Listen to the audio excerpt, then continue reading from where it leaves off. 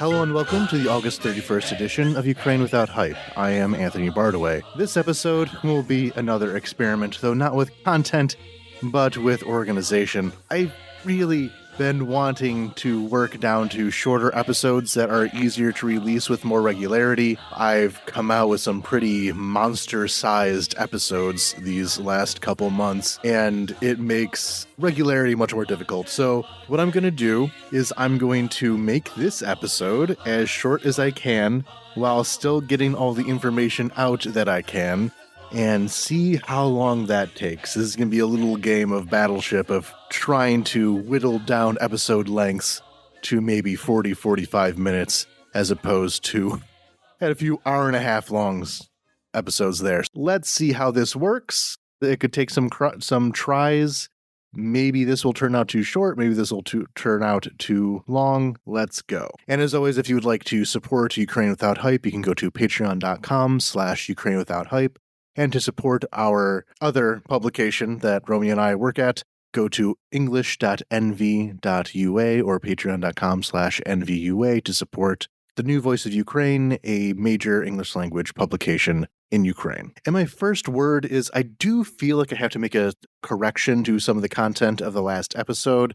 When I was talking about the Azerbaijan-Armenia conflict and the efforts at peacemaking there, I did kind of brush aside what Armenia was giving up. I kind of left it on the table as giving up on the Nagorno-Karabakh question and moving on from there, and that feels a bit too dismissive. That kind of harmed my overall point. So just to explain what I mean by that is that there are many ethnic Armenians who are driven out of the Nagorno-Karabakh region. They will never return. They will never receive restitution for their lost property that they left behind. Within the region, there are many churches, cemeteries, etc., of physical heritage that has been vandalized and destroyed. A perfect peace treaty is one that would allow them to go back home with full and proper protections that would prevent Azerbaijan from following some of the racist policies that it has, though within the treaty it signed, it contains some explanations for that, but not full, and certainly not what many Armenians would consider sufficient. So by what is being given up by Armenia just accepting these terms of surrender is accepting that this community that is millennia old, no longer exists, and the people will never really receive justice for what they lost. And I think that explains what is being given up a bit better. Before we begin, we have some breaking news. Former Ukrainian politician Andriy Parubiy has been assassinated in his neighborhood in Lviv, apparently going out for a run, at which point he was shot by a man dressed as a courier. The assassin is still at large, but the police claim that they are on his trail. Parubiy was a major figure in the Euromaidan movement and was especially important organizing self-defense units against the violence of the police. Following the victory of the Maidan, he was named Secretary of the National Security and Defense Council of Ukraine, before later becoming deputy chairman, then later chairman of the parliament. And though I certainly have some criticisms of his time as chairman of the parliament, as well as his political positionings from the right-wing nationalist side of things, he was ultimately a very critical figure of the post-Maidan government, where he was able to push through some very critical legislation that moved Ukraine away from Russia and the Russian world. Though, bizarrely, he had largely disappeared from politics since 2019, essentially in retirement. So any attempt to make his assassination mean something directly, it doesn't seem like it. There's nothing that this truly affects. He was, I see it as being a famous figure for his connection to the Maidan and kicking out Russia, but also due to his lack of current importance, a much softer target than a currently active member of the government. However, this was just a quick update. We do not have information going forward. If further information is found about the assassin, it will be put in the next episode. So, moving on to this week.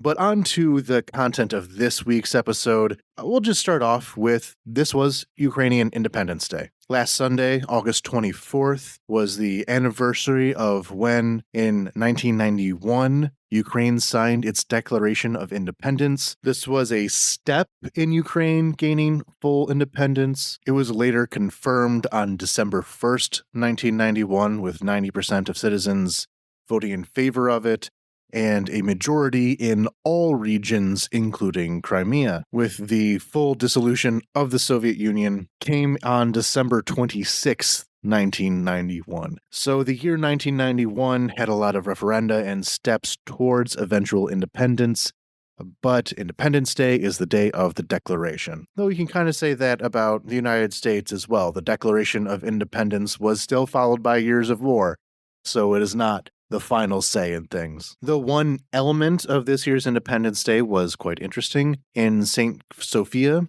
which is a cathedral, but currently a museum, there was a joint, I guess I'll call it an action, by the leaders of Ukraine's various religious communities supporting Ukrainian independence, sovereignty, and so forth. It was attended by Christians, Muslims, and Jews, Orthodox and Catholic and Protestant, in a rather heartwarming display of pluralistic Ukrainian solidarity, which was then obviously met by the Russians with a complete outrage that the Orthodox Church is being assaulted in such a way by degrading itself by holding a joint ceremony with these heretics and Jews. And it was a predictable response to this, but really I do have to reiterate that one of Russia's war goals in this is not only the destruction of Ukraine as an independent entity, but also the destruction of Ukrainian religious pluralism. And though later in this episode we'll be touching on some of the issues currently going on in the occupied territories, we do have to remember that within the occupied territories, Russia is heavily assaulting religious liberties for all but the Russian Orthodox Church to an extent that is not even legal or even really acceptable in the Russian Federation proper. And finally, I suppose, since I don't want to do a whole segment on missile strikes, well, 2 days ago was another big one. I'm recording on the 30th, so the night before last. There had been a bit of a break in missile attacks on Kyiv, in a bit related to the quote-unquote peace meetings that were occurring between the United States and Russia. I guess they didn't want to make themselves look that bad, but when I say there was a break, that's really all relative. It wasn't that long of a break that we got. It felt like a long time having enough nights without being awoken by the sounds of explosions and alerts and all that, but ultimately it wasn't that long. Let's not go overboard with it. And again, just Kyiv. There had been strikes elsewhere. And this recent strike was a pretty bad one. It killed 23 people with many, many more wounded. There was a direct strike on an apartment building that just annihilated the whole center portion of it. People were calling out for help from the rubble. I don't know how authorized I am to say this, but one of the young girls, a 17-year-old girl who was killed, was a relative of Romeo's, or more specifically, Romeo's wife, was a relative of Romeo's wife. So this is something that has impacted us at the podcast quite directly. Romeo has not been on in a while. He has a baby on the way, actually. He's not here to give his own take on that, but it is quite tragic. And of course, she wasn't the only one. One of the most haunting photos from this incident was of a large stuffed bear being taken out of the rubble, owned by a 2-year-old girl who was killed, born during the war and did not survive it. Another family were refugees from Druzhba, the city that I'll talk about in the combat update, had their home destroyed there and now had their home destroyed in Kyiv, a story that we've heard many times over. It was a loud night and it was a painful morning learning about all that. So when I was abroad, I often heard people asking me, is the war still going? Is it safe in Kyiv? The war's still going. No, it's not safe in Kyiv. Powering out of this rut that I dug myself into, going straight on to the battlefield updates. So the battlefield updates are a mixed bag,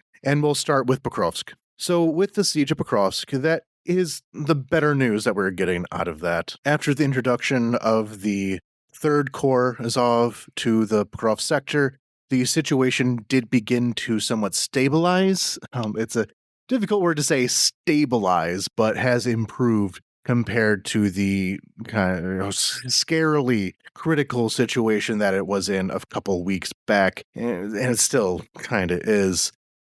But due to their efforts, this northern salient stretching further north of Dobropilya was pretty effectively destroyed. And though the situation with that salient is not completely resolved, it has been heavily defanged. Likewise, the Russians had been driven a bit back away from Dobropilya, so this thrust northwards has been, at least for now, solved. Likewise, in the area south of Pokrovsk, the Russians had entered the city limits from the south and had been pushed back. So the worst case scenario did not occur, again, thanks in large part to the introduction of the Third Corps. The much less good news is coming out of Kupiansk, as the situation had been developing over the course of the last several months of Russia crossing over the Oskil River and working their way towards Kupiansk from the western side of it. That has deteriorated quite heavily. In the last update, I mentioned how the Russians were able to enter some of the northern blocks of Kupiansk, and though they did not expand their presence too far from those initial few blocks, they have now bypassed the city and have begun taking territory behind it. The Russians are very, very now close to cutting the highway leading into Kupiansk. If they can do that, not only is the city of Kupiansk under extreme threat of being surrounded, but also the entire Ukrainian positions on the eastern bank of the Oskil River will be as well. That road into Kupiansk is what goes into that area, and if Kupiansk cannot be supplied, neither can anything else really to any efficient level. The Oskil River itself is, of course, not that wide, and there is quite a lot of territory in between the two walls of this developing cauldron, and so supplies can move across this rather narrow Oskil River to get to the other side of it. It's not 100% necessary to hold Kupiansk, but if Kupiansk is not being held, that whole area becomes so extremely dangerous that I'm very, very worried. So while we are having our eyes on Pokrovsk, this pocket is deeply concerning to me. Our next segment will cover some of the prisoner release that happened. This most recent prisoner release included a number of civilians, including high-profile civilians, journalists, and such that had been in Russian captivity for quite a few years. However, the one that I will be focusing on is Volodymyr Mykolaienko. Volodymyr Mykolaienko is the former mayor of the city of Kherson from 2014 to 2020. After the Russians captured Kherson, they took him prisoner along with the then current mayor of the city, though his responsibilities are now taken over by the civil military administration for the reason I'm about to describe, Ihor Kulakayev. The Russians detained both of them, held them in torture dungeons, and while Volodymyr is now released, Ihor is still where he is, and his status, we don't know. We don't know how healthy he is. Volodymyr, upon his release, said that Ihor was still alive anyway, but the quality of that life seems to be quite bad. Ihor Kulakayev, a mayor of Kherson, has been tortured so severely that he can no longer stand. He has severe problem with his legs as well as skin infection, and is overall in very, very bad condition. Beatings are constant, and this is not only because these were high-profile prisoners meant to break their spirits. That is just routine. Russia tortures nearly 100% of their prisoners. So as these two mayors, the then current and former mayors of Kherson, were in prison during the occupation, the Russians replaced them with another former mayor of Kherson named Alexander Kobets. Kobets was the mayor of Kherson during the occupation, though was a part of local politics before, though by local politics, I guess that's being a bit euphemistic. He was a part of the KGB that operated in Kherson that oversaw the Kherson oil refinery in the early 90s before eventually retiring from the SBU at that point. Started at the KGB, ended at the SBU. Very common story. And part of why I called the SBU such a problem in an earlier episode, he retired in 2010. So when I say involved in politics there, I mean, it was obviously just corruption. I mean, he was involved in corruption in Kherson. So that was his roots there. He had gained a reputation as a rather corrupt businessman after leaving the SBU. And this kind of former spook turned corrupt businessman really is the pitch perfect Russian collaborator. Though as the occupation mayor, he didn't have so much authority compared to the occupation governor, Vladimir Saldo. Vladimir Saldo was a former mayor of Kherson from 2002 to 2012, during which time Saldo was massively corrupt. It was very much a mafia-tied city during his mayorship because he was mafia. There are several suspicious deaths. So again, not a good dude. Much like Kobets, very corrupt, very slimy, and making him an ideal candidate for the governorship. Saldo is still the occupation governor of their Kherson region, though now he is not obviously operating out of the city of Kherson, but rather further away, where he oversees all the various tortures and abuses of the occupation. Vladimir, again, now free. Ihor, still imprisoned. Next up will be our America news chunk, and we'll talk about some of the aftermath of the Alaska meeting.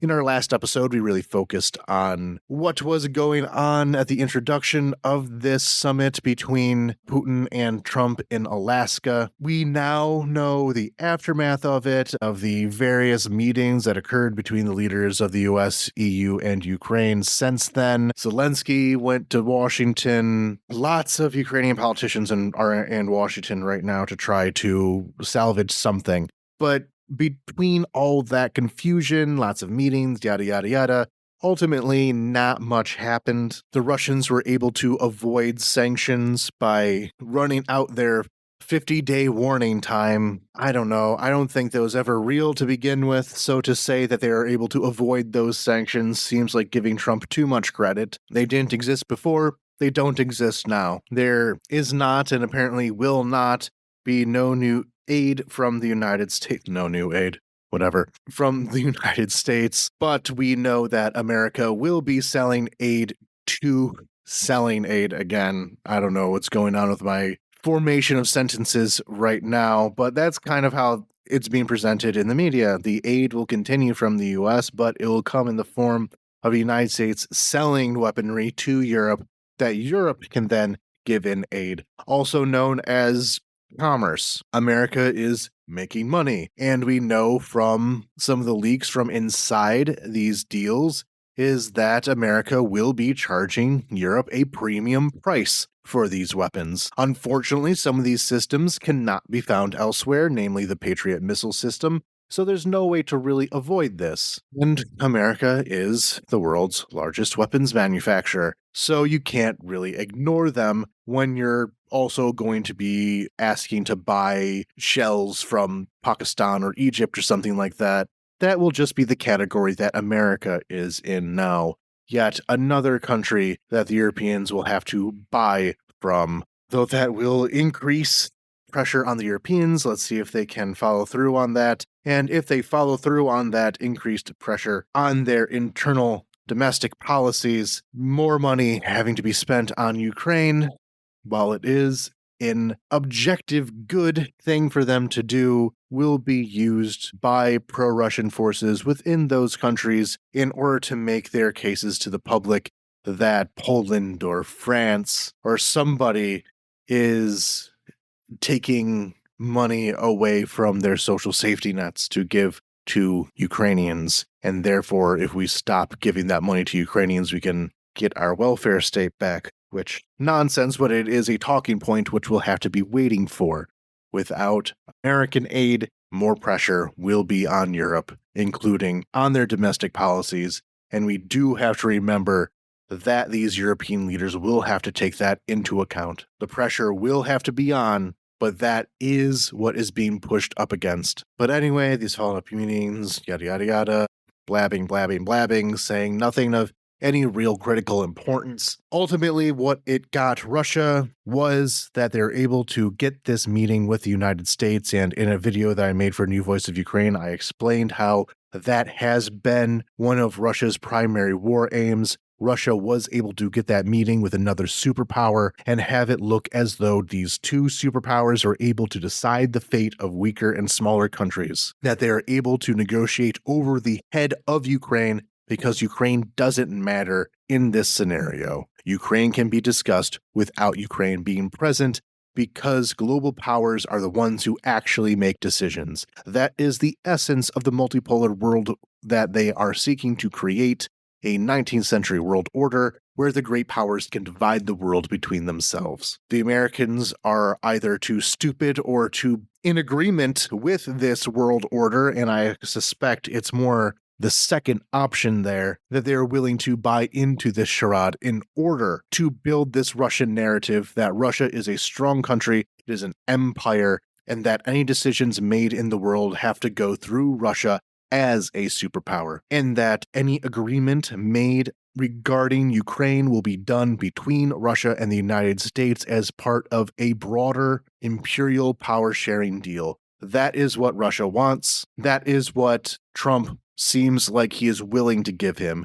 And though there was no progress towards that made at this meeting, it broke down the taboo of nothing about Ukraine without Ukraine. It made it the new norm that America can talk directly to Russia about Ukraine, completely independent from anything that Ukraine may say about it. And that is an extremely dangerous zone to be in. And beyond that, I think the only real notable statement out of any of this came from Foreign Minister Lavrov of Russia in an interview with Meet the Press. And in this interview with Meet the Press, he said the thing. Russia's goals have not changed, their demands have not changed, and ultimately, they do not want to negotiate with Ukraine because they do not consider the Ukrainian government to be legitimate. They do not see Zelensky as a person that can legally sign any documents on behalf of Ukraine because they consider him an illegitimate president, and therefore the talks of any peace agreement happening are completely null and void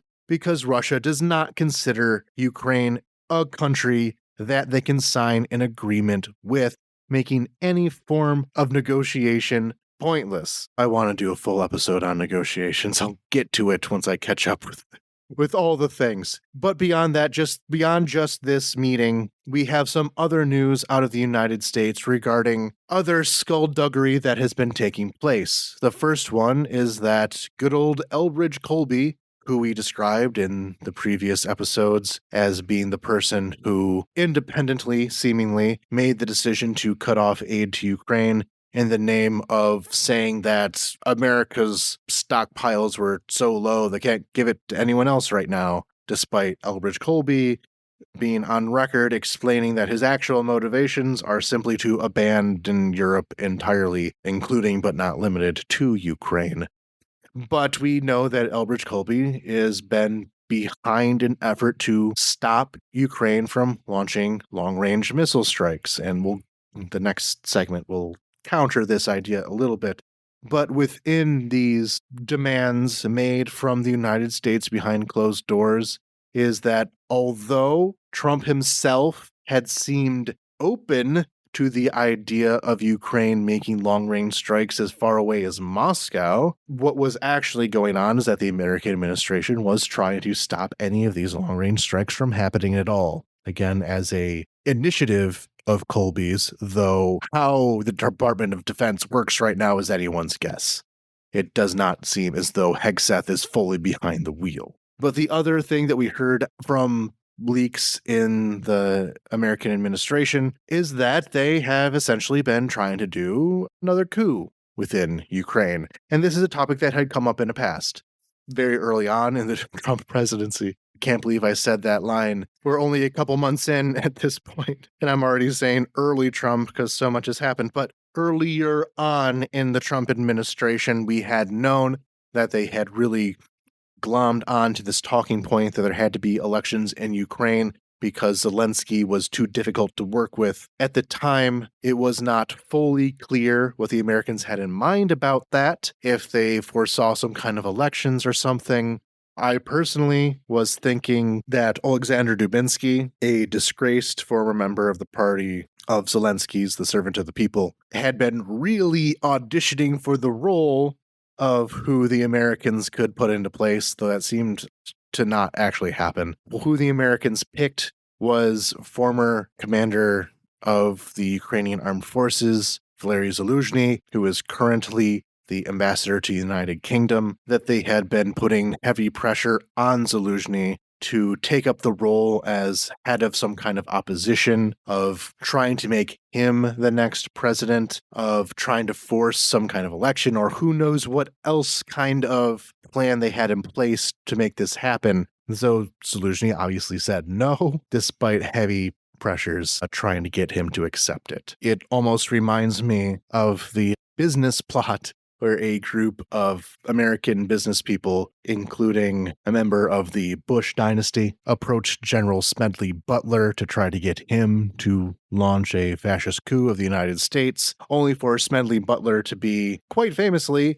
the guy who called out American imperialism and blew the whistle on the whole affair. He was not a good choice to run a coup due to his loyalties to the American people, but had the charisma of being a very famous and honored general. And I kind of see a less severe mirror in that with Zaluzhny. These very malicious actors tried to get him to command some kind of political coup in Ukraine, and he said no. But building on my Elbridge Colby segment there, that there had been increased pressures on Ukraine not to do long-range strikes into Russia, that problem is now closer to being resolved due to two new weapons in Ukraine's arsenal.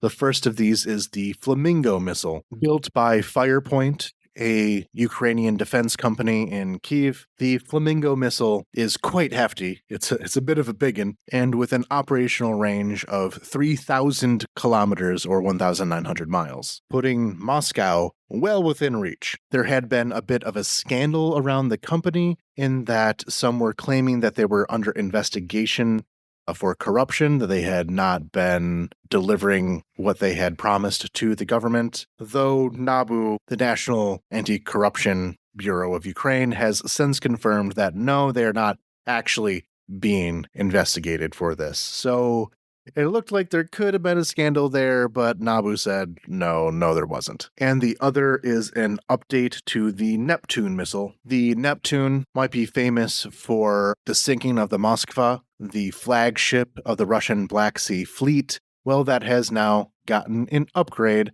I've seen it called the Neptune 2, which will increase its lethality. So between these two innovations, as well as a lot more that is underway, the American or otherwise ability to make demands on Ukraine not to do long-range strikes are shrinking more and more with every passing month, and the more independent Ukraine's defense industry can be, the less that others are able to place demands on it. And that is a very serious relief because throughout this whole war, the demands being made by especially the Americans, but also the Europeans, have undermined the Ukrainian war effort in many ways at many times. Having something other than the HIMARS, considering the political strings that a HIMARS is attached to, is supremely important. Next will be news from Donbas, specifically occupied Donbas. And this is related to the very deteriorating condition of the water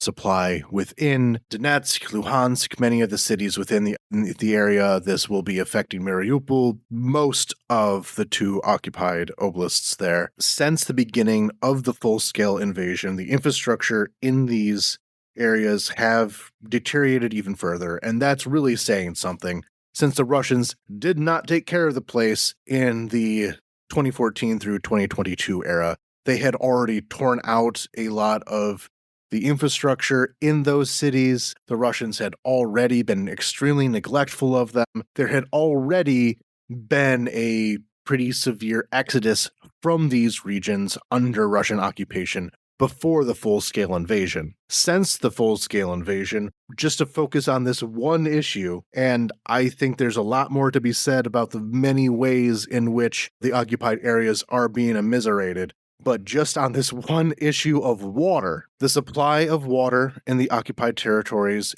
has been difficult, not only because it had become a more active war zone and therefore doing anything in a more active war zone becomes more difficult, but the Russian authorities simply have no interest in fixing what I'm about to say. And that is, at the beginning of the full-scale invasion, there was already a severe limitation on water that has gotten worse over time. And as of this summer, the water situation in occupied Donbas is quite critical. They receive water very periodically. It is not the same everywhere. Some parts are better than others, but you can go whole days without any water at all. The water that does come out is putrid. The water in Ukraine, you're not supposed to drink it from the tap, but it won't kill you. I've done it and it just tastes bad. There are heavy metals in the water. It's not a wealthy country that it has that issue. So you just run it through a filter. But the water in the occupied Donbas has been so bad that filters simply don't work. It is undrinkable even after being filtered. And that's if you get it at all. And as the quality of water has gotten worse, that has also affected the pipes, leading to a cascading problem of no access to water equals worse water equals worse pipes equal worse water equals less access to water because it needs more repairs in order to get the water to you. And this has gotten exponentially worse over time to now it's a complete crisis. Meanwhile, one of the founding figures of the Donetsk People's Republic entity, Andriy Purgin, came out with a statement recently saying that 70% of the residents of Donetsk have left and that most of the city is now made up of Russians imported from, in many cases, some of the more poor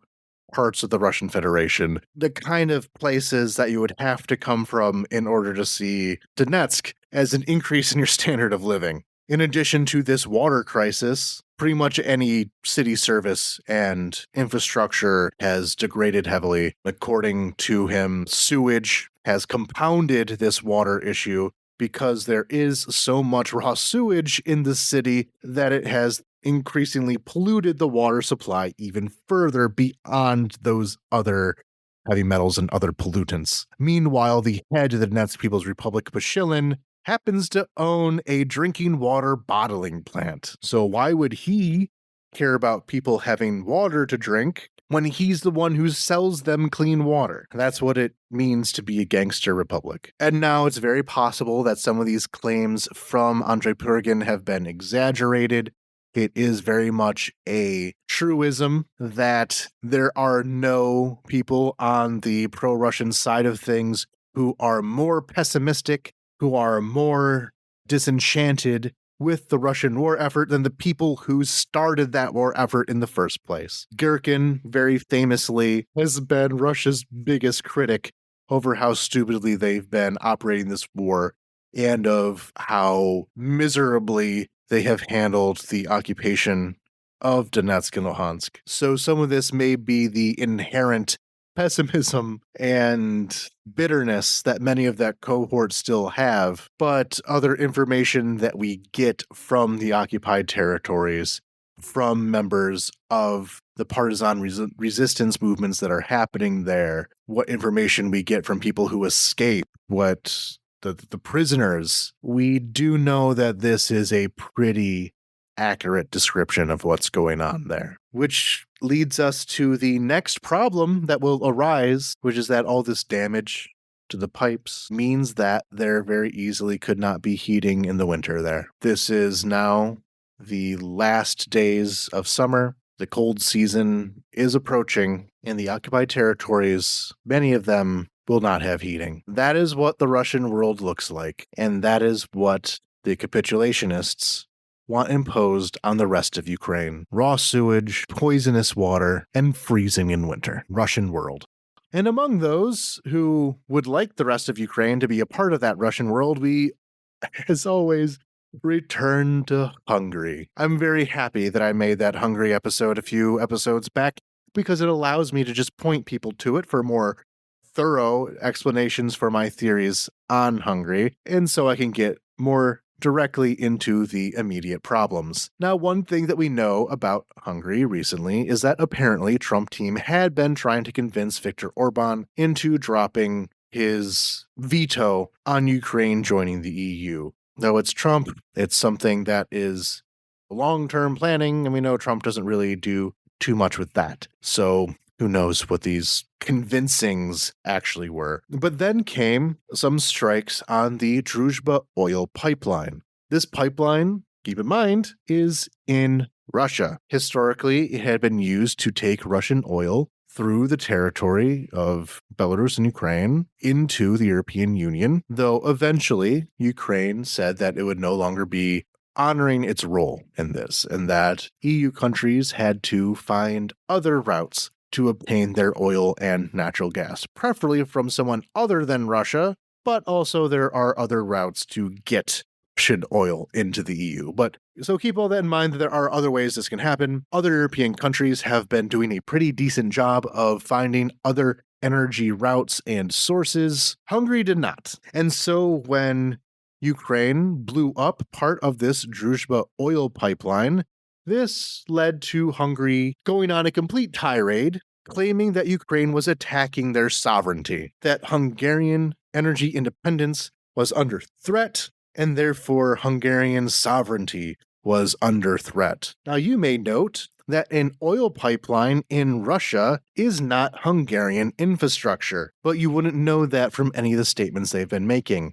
Often not even including the fact that this pipeline is in Russia. They just call it Hungarian infrastructure. Now, I don't know about the Hungarian government and if they have secretly already capitulated to Russia and made Hungary an oblast of the Russian Federation, but from this standpoint, blowing up something in Russia is not the same as blowing up something in Hungary, even if Hungary buys something from that. And so these statements have been saying that Ukraine is provoking them into war. What war that's supposed to be is not entirely clear. Apparently, their theory here is that Ukraine was bombing the pipeline as a way to blackmail Hungary into joining the war on Ukraine's side. I don't know much about that theory. Doesn't seem to be true, but it's what Hungary is going with. And let's just say the wording of these declarations kind of imply the other meaning of Hungary threatening war with Ukraine. Trying to backtrack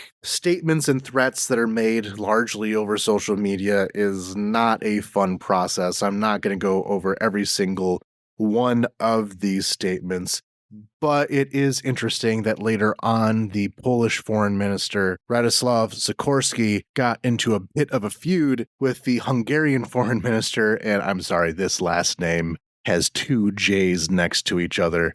Peter Szijjarto. I'm going to go with that. Szijjarto. I'm terribly sorry. One of our listeners, Hungarian, commented on the Hungary episode and actually sent me a pronunciation guide for Hungarian, and I very much appreciated that, but I don't have it open at this one time that it's important to me that I would have to go digging. So I'll just set out another sincere apology to our Magyar fan base and not attempt to pronounce that again. Anyway. So the foreign ministers of Poland and Hungary got into a bit of a spat, and that really seemed to be a weak point for the Hungarian government. Typically, when they are criticized by Ukraine or Germany or anyone else, they really take a strong, kind of puff your chest out kind of posture of you will not say these nasty things to the Hungarian people. But when Poland responded, that really seemed to actually strike much more of a chord. So the Polish-Hungarian relationship not doing too great, and the Polish foreign minister was not shy about airing some of these complaints. A very strategically well-placed bomb of disrespect, I think. But more politically substantive than a Twitter beef between two high-ranking government ministers of allied nations was that Hungary put a travel ban on the Ukrainian who led the unit that blew up this oil pipeline, Robert Brovdi. But you may know him better as Magyar, the leader of the Magyar Birds, one of Ukraine's most effective drone units. And as you could guess from his code name there, he's ethnically Hungarian. He comes from Transcarpathia. He is of mixed ancestry of Hungarian and ethnic Ukrainian, and he is one of our great patriots of Ukraine. So it was definitely notable how Hungary was complaining about the actions of a Hungarian. And so they placed a travel ban on Peter Brovdi from entering Hungary and by extension the entirety of the Schengen zone, which more or less maps onto the European Union, but not exactly, not going to get into it. So they banned Magyar from entering Europe, to which then, as part of the aforementioned feud between Hungary and Polish foreign ministers, Poland then said that they would not honor this ban and that Magyar was welcome into Poland anytime he wanted, and into the EU via Poland, therefore. But in none of these announcements regarding this attack on Magyar do they mention his name, and especially not his military code name, because then they'd have to be saying that they were banning Magyar from the land of the Magyars. And to make this whole situation even more ridiculous, and I'm very, very glad that other countries are embracing the ridiculousness of Hungary and not responding to them with respect, but treating them like the whiny little babies that they are, Ukraine then entered its own complaint that Hungary was in fact the one violating the rights of Ukraine's Hungarian minority. This accusation that they have constantly been hounding Ukraine on, that Ukraine was the one who was being horribly abusive to the Hungarian community in Ukraine. Uno reverse card on that one. It is in fact you, Hungary, who is abusing the Hungarian minority. And I can't wait to see how this situation further develops, because I really like watching people dunking on Orban over and over and over again. Anyway, I said at the top of this episode that I wanted to make this one shorter, and judging by my recording time, I did not accomplish that fact. Better luck next time. But I still don't want to cut out this final segment of the show, which goes on to local politics, which is that I will often follow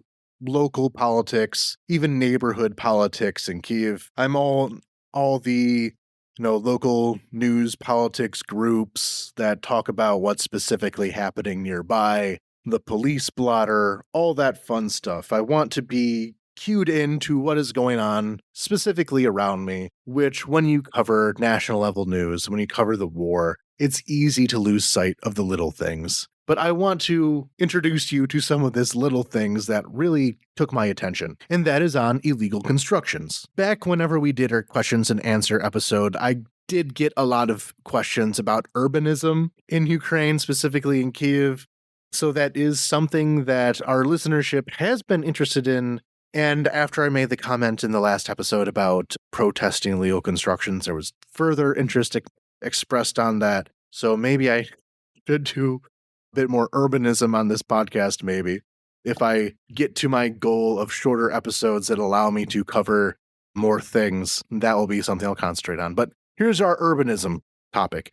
And that is, recently, I have been seeing a lot more announcements that illegal constructions were being prescribed in one way or another. That there had been orders to give up ownership of illegal constructions, to tear some of them down. And though this has always been happening on some level, and especially the small kiosks are mostly eradicated by now compared to what they were when I first moved to Ukraine, these big buildings that you wouldn't even think were like shady, like a strip mall, for example, is the one that I'm going to focus on here. Apparently, somebody in the city government is cracking down on it now, which is surprising considering how much the city government is bought into illegal construction. But anyway, this happened most recently at this, I don't want to call it a strip mall per se, like this kind of mini mall type situation near where I am, was built on top of a park, and they didn't get a permit for it. They just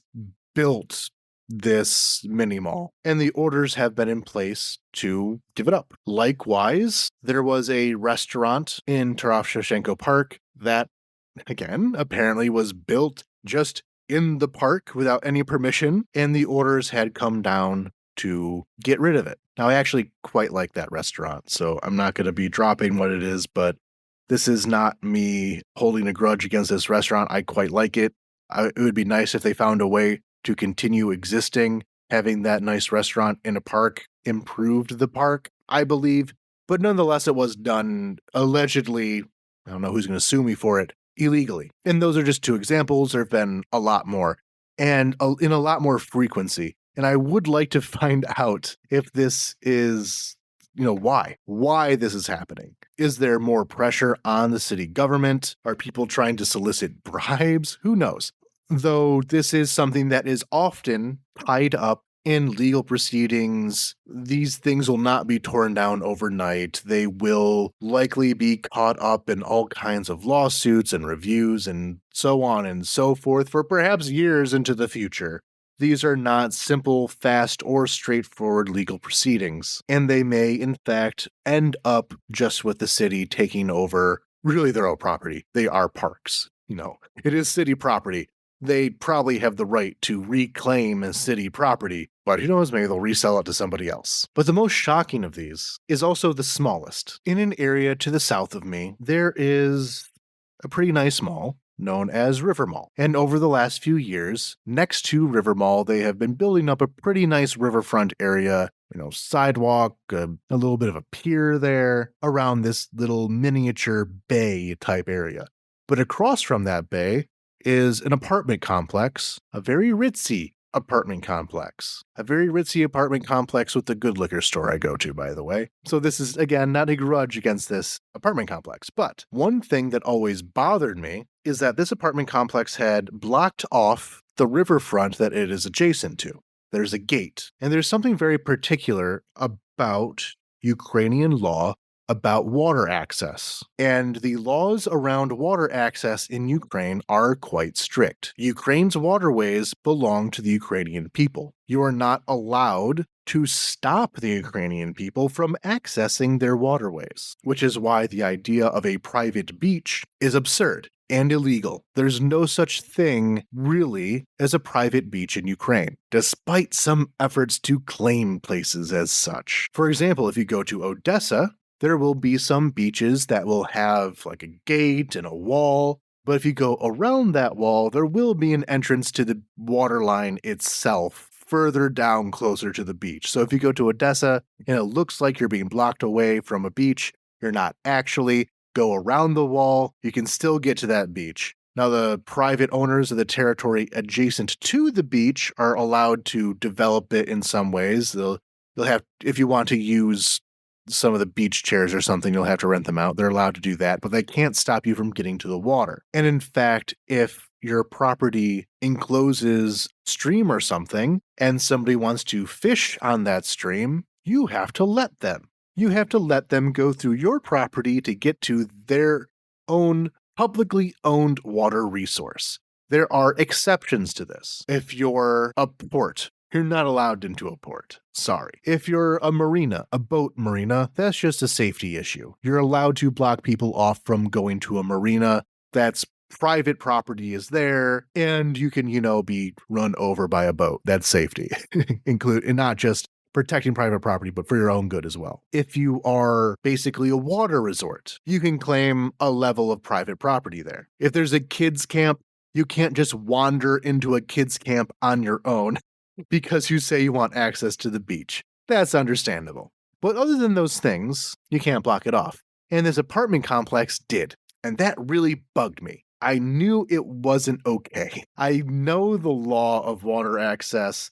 I know that they weren't allowed to do that. They did not meet any of the requirements that allow them to, but apparently they did have a permit to block off this water. And that was always extremely fishy to me. Entirely deliberate pun. So the update that just happened was that the city said that they weren't allowed to do this, that they had to tear down their gate and allow anyone into this formerly what they saw as private beachfront area. However, immediately after this court order was given, this apartment complex decided to rebuild the wall and basically dared the city into a little game of political chicken revolving around the legitimacy of their permit that allowed them to block off the waterfront. So now the local activists have started to make a stink on this, especially because this was so comedic. This apartment complex management, after this gate was torn down, they waited like 2 hours, maybe even less,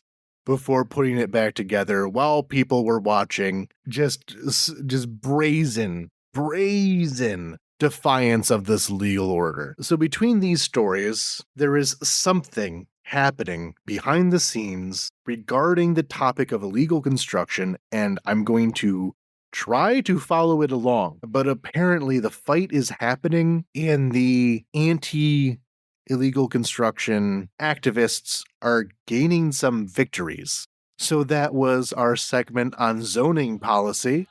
I'm sure some of you have already turned this off, but I know some of you love your zoning policy. You're some real nerds for what you're allowed to build and where, so I will be following this story just for y'all.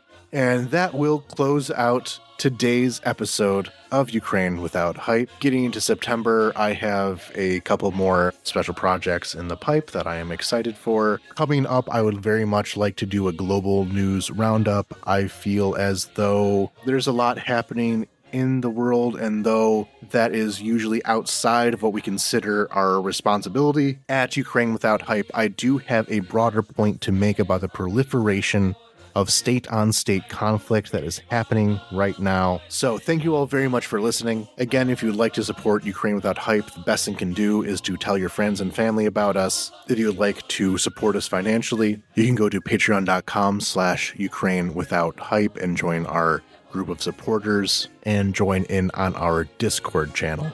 So thank you all very much for your support. Thank you to Randy McNerlin. The voices in my head are from Big Pharma: Arminius, David Shepard, Giorgio, Ivana Kukratskaya, Michael Drucker, Mike, PLM, Andy, Anonymous, Barbara, Dennis Napalm, Devi, Dimitri Litvin, Elizabeth Hughes, James Burke, Yunara, Jenny Louise, Kevin Albritton, Kyle Smith, Marguerite, Megan, Michael Wickman, Nick, Silas Frank, T. Bart, Vivek, Abel Lenz, Ada McDonald, Alex Grochmo, Anastasia, Andrew Glenn, Can Dystopian Fiction Please Remain Fiction, Captain Technical, Chris Bennington, Christopher Yee, David Well, Demetrio, Daniel Jones, Emily Pavona, Etienne Soleil, Evelyn Francois, Grace Krause, Had to Laugh, Jacob Holm, James Wise, Jared Bradley, Joseph Verlone, Jerd, Julia Lindsay, Justin Devendorf, Justin R., Kiwi Valley, Kyle Johnson, Lord DeLeon, Laurie Halila, Lemonikin, Levy Grove, Marianne, Matt Miller, Anonymous, Noah Brown, Noam, RDK, Sanjay, Scott Burry, Scott Tokyuk, Stuart Akers, Subtle Knife, Ursula, Zolenkov, Veronica Aim, Victor Matai, William Brown, Yellow Duck, Zay Perry, and Marcus Nasius. Thank you all very much for your support. You're what make this all possible. And until next time, Slava Ukraini!